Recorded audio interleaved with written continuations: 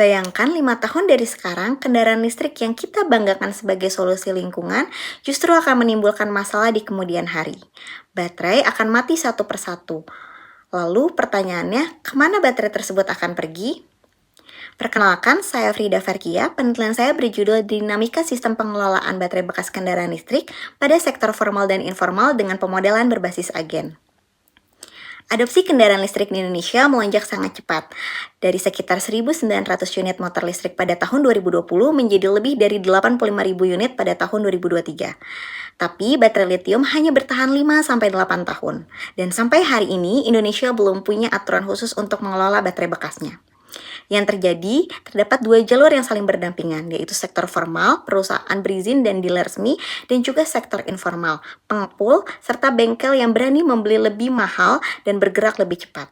Akibatnya, sekitar 15% baterai bekas yang masuk ke jalur formal dan lebih dari separuhnya, 56,7% hanya ditimbun, menunggu tanpa kejelasan.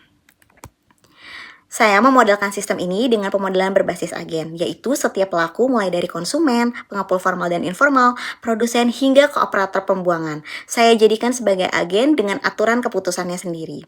Lalu saya melihat bagaimana mereka berinteraksi.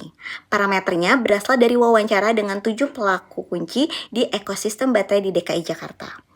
Dari model itu, saya uji 7 skenario kebijakan dan mengukur satu hal, seberapa sirkular sistemnya, lewat sebuah indeks sirkularitas.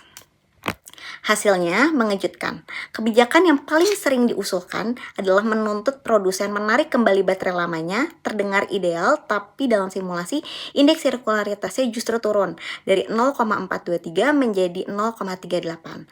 Kenapa?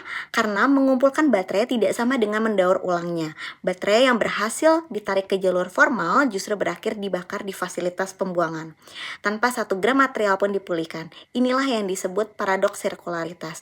Kebijakan yang tampak berhasil menekan timbunan, tapi diam-diam menurunkan daur ulang. Lalu, apa yang benar-benar bekerja? Satu-satunya cara yang memutuskan paradoks ini adalah menggabungkan penarikan baterai dengan membangun kapasitas pemulihan material di hilir. Di situ, indeks sirkularitas naik dari 0,423 ke sekitar 0,66, dengan syarat kapasitas itu dibangun cukup efisien. Pesannya untuk Indonesia, memformalisasikan pengumpulan saja tidak cukup. Kemana baterai itu berakhir sama pentingnya dengan bagaimana ia dikumpulkan. Membangun kapasitas daur ulang bukan pelengkap kebijakan, tapi syarat mutlak agar transisi kendaraan listrik kita benar-benar berkelanjutan, bukan sekedar memindahkan masalah ke generasi berikutnya. Sekian dari saya, terima kasih.